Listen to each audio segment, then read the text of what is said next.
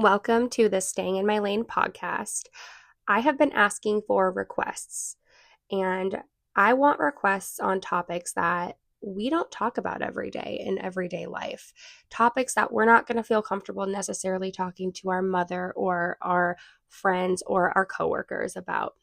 And these topics can be awkward and uncomfortable. And so that's where I come in and I can make a podcast episode with facts and research. And if I have any personal experience, I can help be that support for you, remind you that your feelings are valid, and also be a relatable person.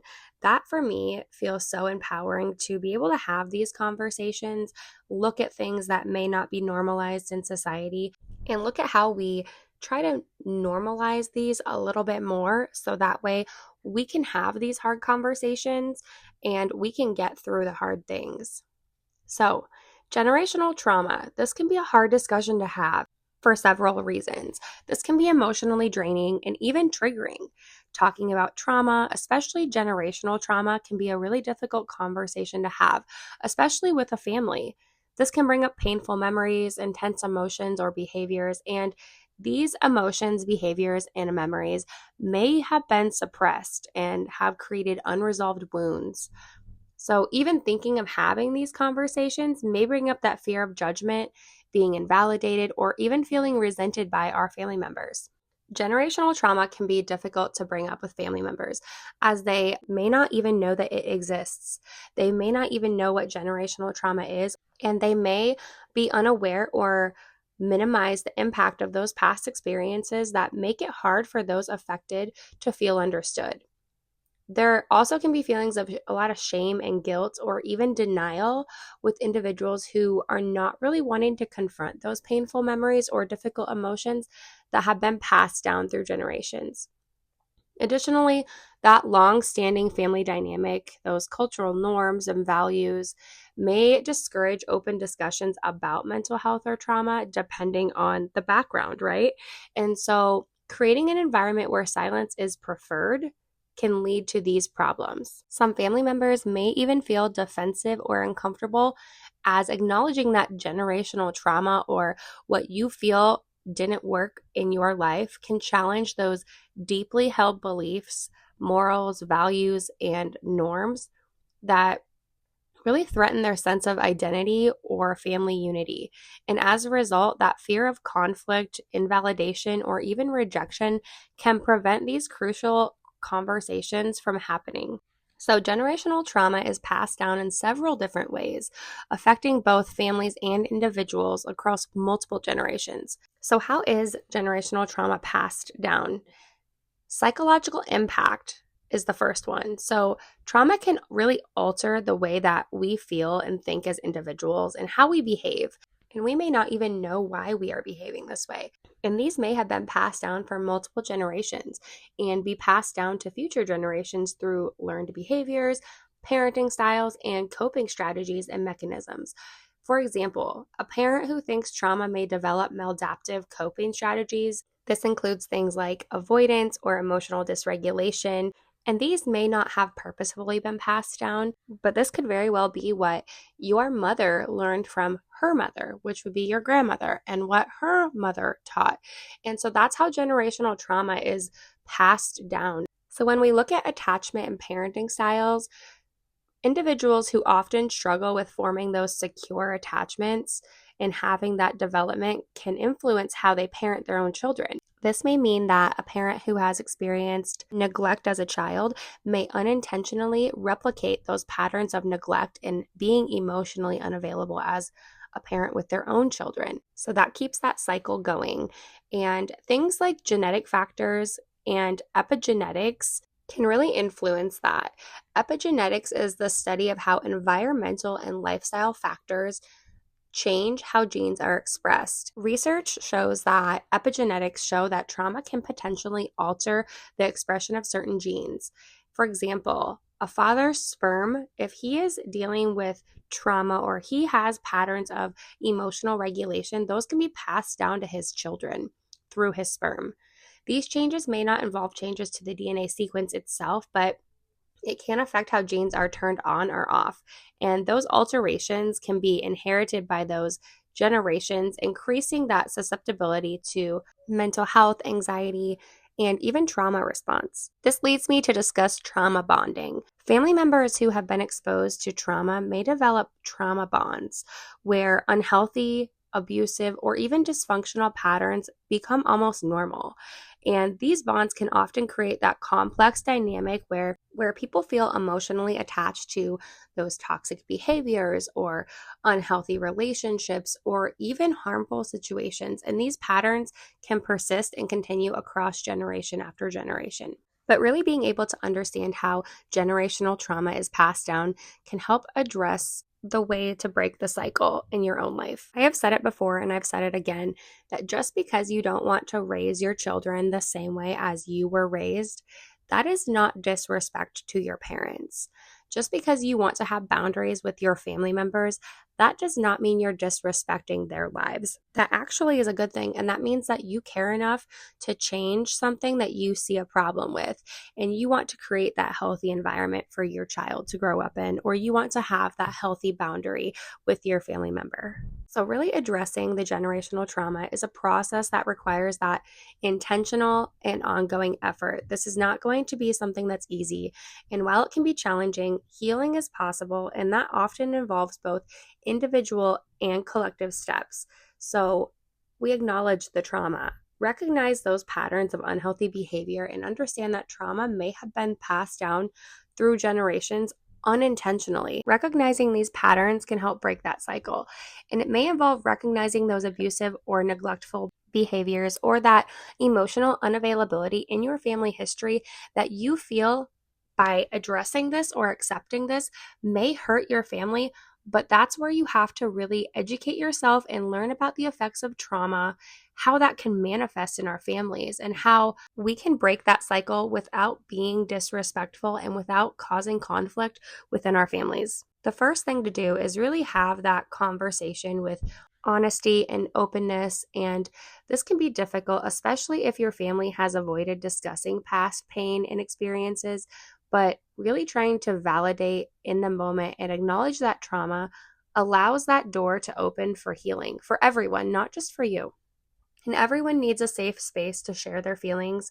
So really try to do what I said with validating that emotion. Validating doesn't mean that you agree with the person. That just means that you see and hear them for what they're saying. And that fosters that trust and healing. When you hear someone's experience without any judgment or opinion, that can open that door that I talked about to that deeper healing. And with talking about generational trauma, we really want to develop those healthy coping strategies so that building that emotional resilience, that means working on that regulation through healthy coping mechanisms rather than seeking out the negative. And that can really help us to stop that negative emotional reaction from overtaking our lives and kind of consuming that conflict. We want to respond in a way that's healthy for us. So trauma can affect that emotional regulation. So practicing those mindfulness techniques can help us stay really grounded and help us come back to that calm space and emotionally be able to reflect on how we feel. And so that's where those boundaries come in. Learning to set those boundaries, learning what feels good for you. If something doesn't make you feel good, it's okay to say no. It's okay to tell family members no. And people from those families who are affected by generational trauma often struggle with boundaries. That's something I have struggled with throughout my whole life until about 2 years ago. And so it's really important to protect your emotional well-being and recognize when emotions and when relationships make you feel unhealthy or make you feel bad. And put those boundaries up. And it doesn't have to be in a negative or aggressive way. It can simply be, I don't want to have that conversation right now because I don't feel comfortable having that conversation. We've talked about reframing before, and I really think it's important to reframe the narrative around what your family looks like. Focus on the good, focus on those strengths, and build off of that. And while it's really important to acknowledge and accept the negatives or the pain or the weaknesses, it's also important to recognize the good and focusing on what builds you up and what is going right. So that resilience, the survival, and those good qualities, that exists in your family. It's easy to focus on the negative, so really trying to shift that narrative to provide that validation and acceptance in how you feel can be really important to promote that healing. When we are able to recognize that we are breaking an unhealthy pattern or a negative cycle, that is so powerful. By recognizing these unhealthy patterns, such as emotional neglect, like I talked about earlier, you are consciously choosing to behave differently. You are consciously choosing to respond with your emotions differently.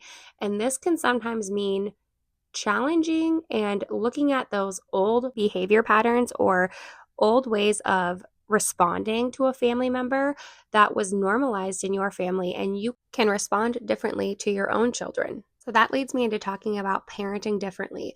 If you're a parent, understanding how trauma impacts the relationships of your childhood, teenage years, and even young adult years can help you avoid passing those down to your children.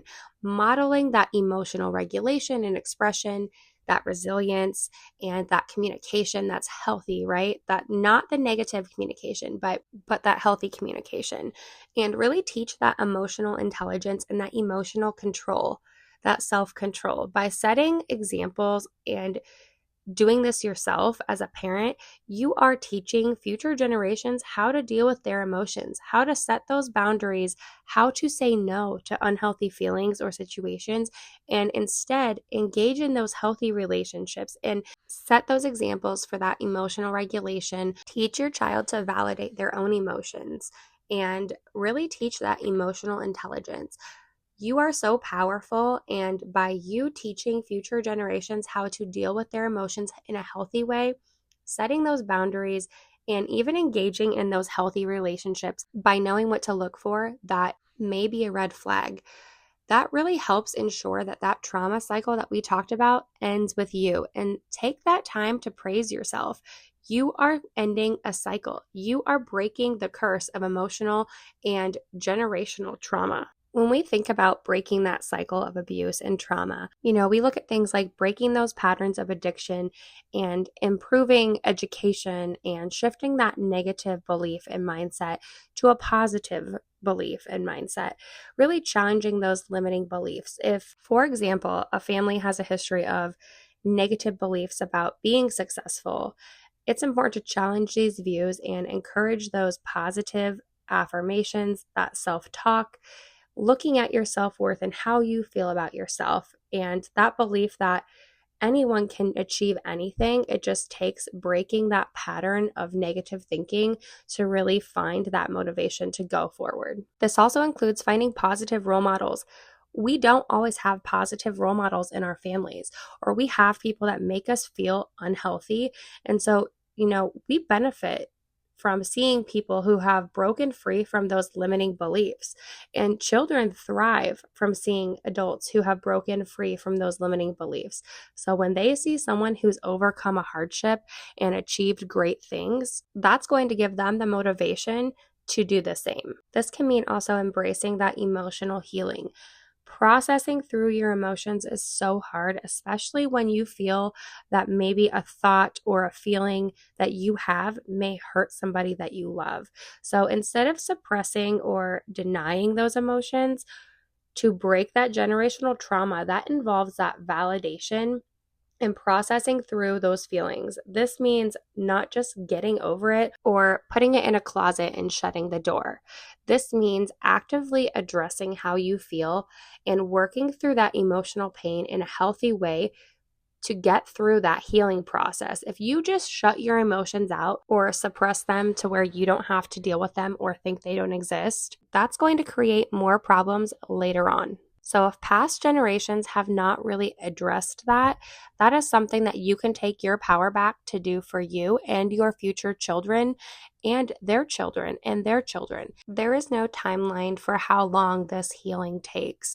So, if past generations have not processed their grief or have not addressed their toxic behaviors, doing so for you can lift that weight from your shoulders, and you can learn to grieve in a healthy way that allows you and your children who are watching you. So it's okay to feel sad. It's okay to show your children that you feel sad, because when they see you dealing with those emotions in a healthy way, they are going to learn that those emotions are normal parts of life, and they will learn to deal with those in a healthy way rather than resorting to things like anger and rage and violence. And also teaching them to be angry, that's okay, because anger is a secondary emotion.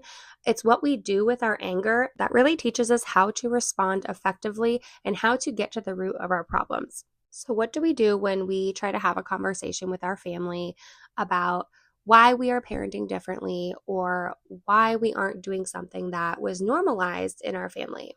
When family is toxic to your mental health, you may experience feelings of nervousness or anxiety. That unpredictable or hostile relationship can cause a lot of anxiety, while relationships that involve stuffing your resentment down can cause really bad depression. And that's noted by a researcher. And so I think that's really important to look at is family toxicity can really cause you to feel isolated and lonely. And I've shared a little bit about this before, but when I was a child into my teenage years, I truly felt a lot of rejection from my family, and it deeply hurt me and deeply affected me. And that followed me into young adulthood, and even into my 30s, I still feel like I had a lot of unfair and hurtful judgments and assumptions based on me, or even their opinions about how I choose to live my life. And, that was just really hurtful. I feel like from the time I was a young child, maybe it was because I was the baby of the family, and maybe that all goes back to the fact that my extended family doesn't know me and they can't see me as I am in this time period in my life as a 34-year-old woman. And, 10 years ago, I would have begged them to be part of my life. I would have asked for an apology. I would have written this huge letter about how they've hurt me. And looking back on that, I was a toxic person at certain points throughout my life, and I'm okay with admitting that now because I've done the work to change that, and I've taken those hard looks at what needs to be corrected in my life and how I respond to people. So I've quit writing those letters. I've quit asking for an apology. I've quit explaining myself. If a family member or a friend or whoever in your life chooses to not get to know you for who you are in this current time period, and if they choose to not let go of those unfair or hurtful opinions that they have about you or who they think you are, that's okay. That is not on you. I think sometimes it's really hard for us as humans to acknowledge that we are losing out on getting to know each other. We are losing out on having our children get to know each other. But again, I have to remind myself, and maybe this is helpful for you if you're listening and you're dealing with this. We cannot force relationships. We cannot force interactions. Whether it's family, whether it's friends, whether it's somebody that you care about, we cannot force people who are close to us or who we want to be close to see us for who we really are. That has to be something that they are open to learning and willing to do themselves. And it's really important to let go of forcing that relationship or even wanting that relationship with a family member or a friend who may be toxic because they have hurt you in the past and that hurt feels really deep.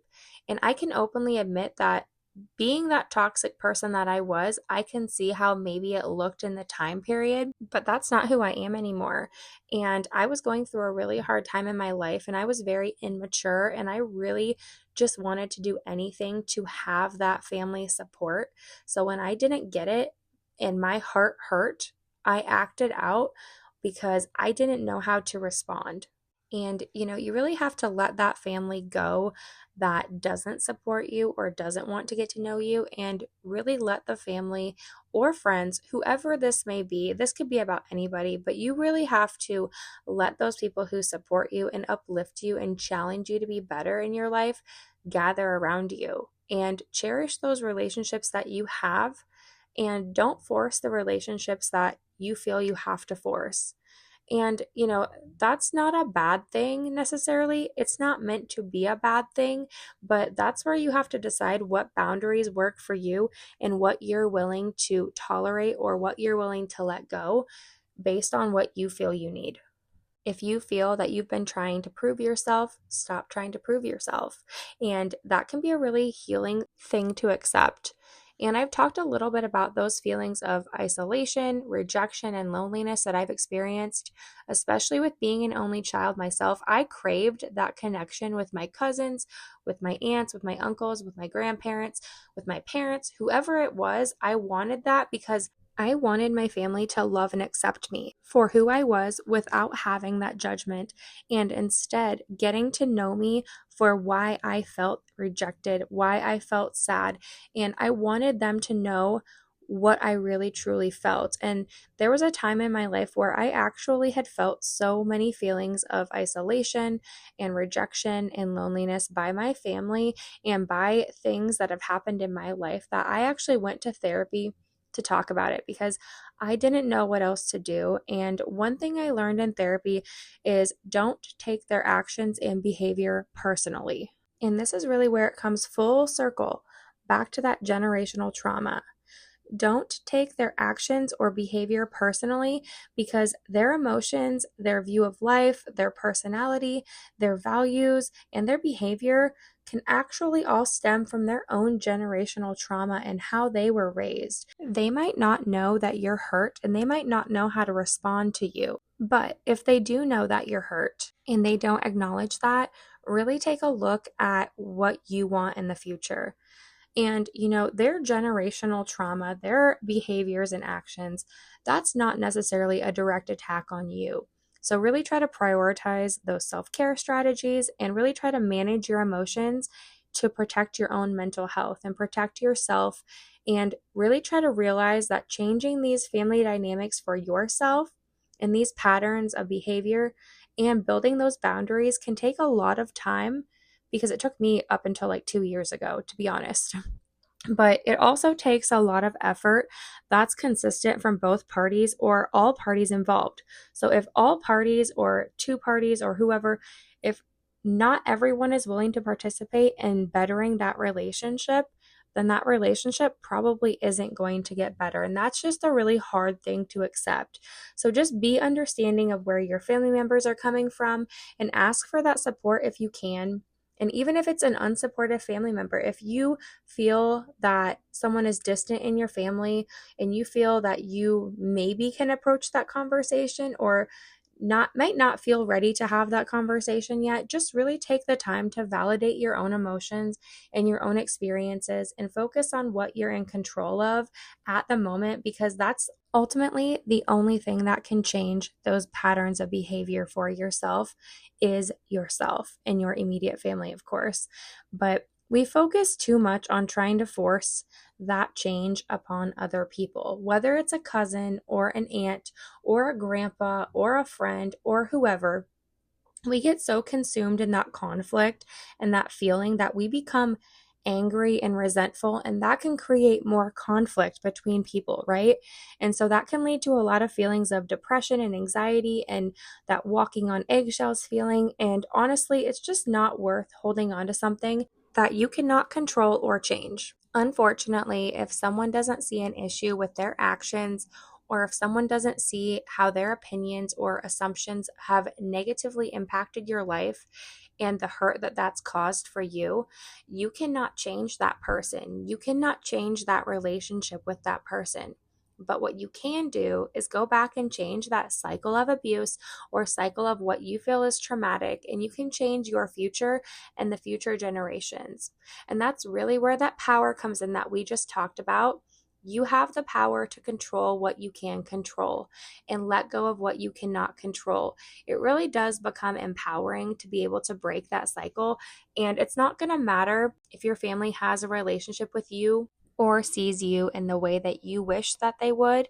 And, you're really going to start to feel at peace and content in your own life once you come to terms and accept that. I plan to bring a guest on the podcast later who actually is a family member of mine. And we are really going to take an in-depth look at our generational trauma, how that's affected our lives, and what we've done to find closure with that when there isn't any closure. How weird is that? How can you find closure when there is not any closure? It's really about coming to terms and accepting what is. And we are really going to talk about how we've gotten through that, accepting that breaking generational trauma and breaking generational curses does not mean that you've had a bad childhood. It does not mean that you don't respect your parents. It does not mean that you don't respect your grandparents. It just means that you are evolving. You are seeing things in your life in a different light. And I think that's a really beautiful thing, to be honest. That just means that you are doing things in a way that suits your lifestyle and what works for you and your family. One of the hardest things that I've ever had to accept is that the people that we are related to and the people that we are supposed to be the closest to are often where we find the most painful and hurtful relationships and experiences. Not every family member is going to be able to take that accountability when they've hurt somebody else. And if they can't, that's okay. That just means that you move on in different directions and you accept what is. And that's where that forgiveness comes in. You are not forgiving someone for them. You are forgiving someone so that you can have peace and healing within yourself. And that is for you, not them. That's really amazing, isn't it? That you are forgiving yourself and giving yourself that love so that you can give yourself that power to be able to move forward and heal from something that hurt you without giving in to that harmful or hurtful behavior. And that's okay to have those boundaries, and that's okay to say no to family.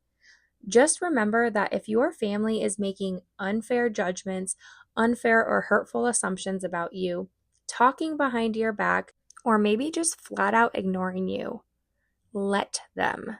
I said what I said. Let them. So with that being said, this conversation has just really been meant to share my personal experience, my personal opinions, and also facts and research on what generational trauma is and how it's affecting families everywhere. I don't have personal experience with everything I talk about, but I do talk to people and I do my research. I do not use any names on this podcast when I'm discussing things without a guest. I'm never going to pinpoint or place blame or shame on anyone to be petty or start drama. And I just really want to make sure it's clear that I'm not pointing out any certain person in my family. I'm not attacking anyone in my family. And this episode is just really meant to bring that togetherness, spread awareness, and normalize the conversation and normalize these feelings. My intention of this podcast is to spread positivity, talk about subjects that may not be well received, having those uncomfortable and awkward conversations about topics that we might not want to talk about. Nothing on my podcast is supposed to be taken offensively. That's not the intention of this podcast, and that's not what I want it to be about.